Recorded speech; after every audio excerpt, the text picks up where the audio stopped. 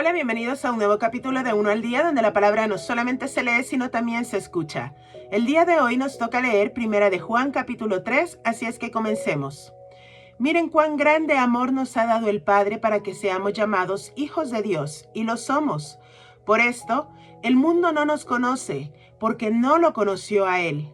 Amados, ahora somos hijos de Dios, y aún no se ha manifestado lo que seremos, pero sabemos que cuando Él sea manifestado, seremos semejantes a Él porque lo veremos tal como Él es.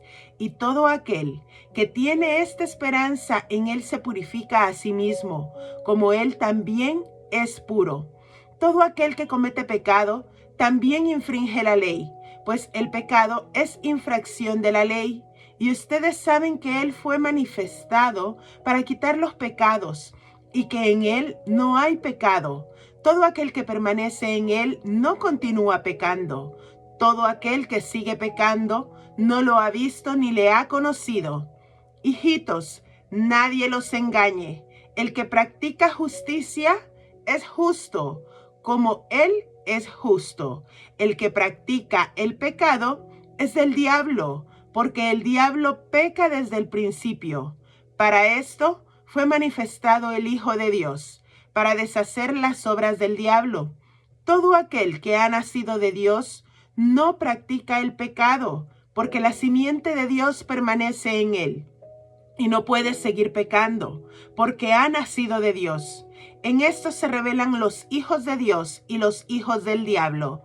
Todo aquel que no practica justicia no es de Dios, ni tampoco el que no ama a su hermano, porque este es el mensaje que ustedes han oído desde el principio, que nos amemos los unos a los otros, no como Caín, que era del maligno y mató a su hermano.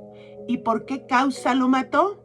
Porque sus obras eran malas y las de su hermano eran justas.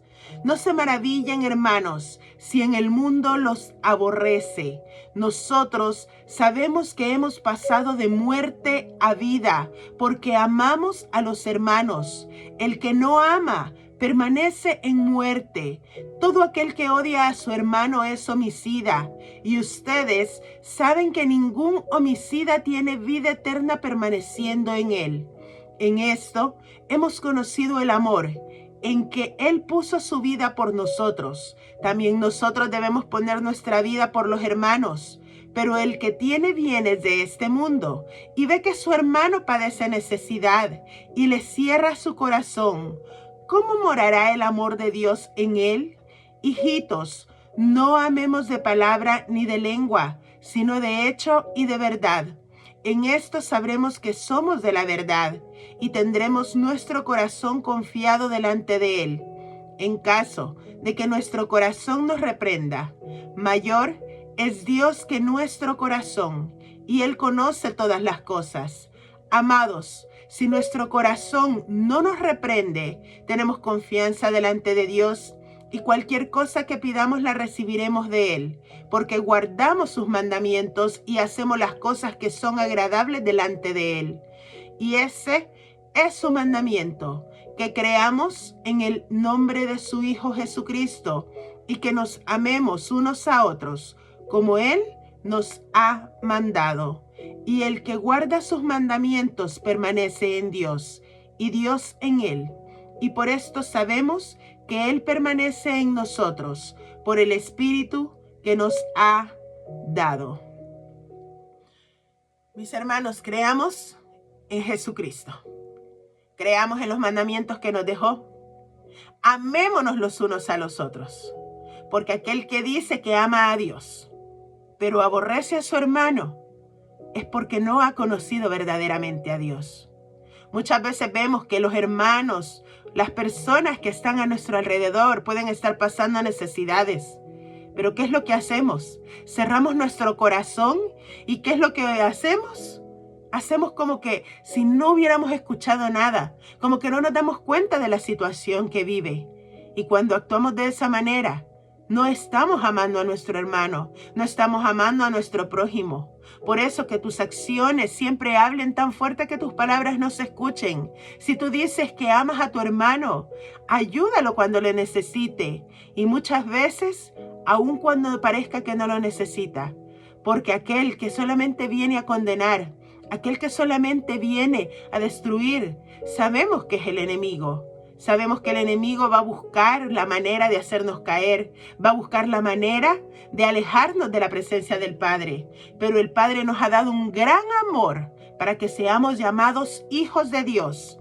Por eso debemos alejarnos del pecado, porque aquel que comete pecado, dice la palabra, quiere decir que no permanece en Dios.